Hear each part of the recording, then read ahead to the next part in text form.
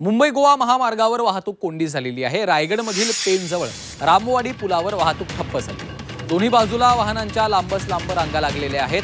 अवजड वाहनांमुळे वाहतुकीची कोंडी झाल्याचे चित्र आहे। काँक्रिटीकरणाचं काम सुरू असल्यामुळे एकाच लेनवरून दुहेरी वाहतूक सुरू असल्याने वाहतुकीची कोंडी झालेली आहे। त्यातच अवजड वाहनांची देखील संख्या वाढलेली आहे। त्यामुळे वाहनांच्या लांबच लांब रांगा लागल्याचे चित्र पाहायला मिळतंय।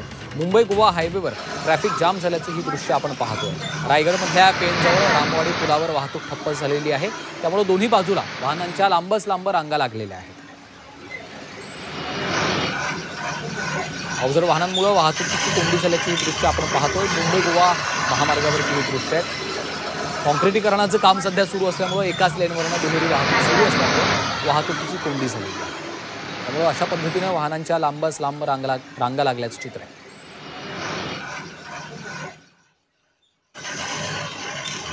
मुंबई गोवा हायवेवर ट्रॅफिक जाम झाल्याची ही दृश्य आपण पाहतोय। अवजड वाहनांच्या लांबच लांब रांगा लागलेल्या आहेत।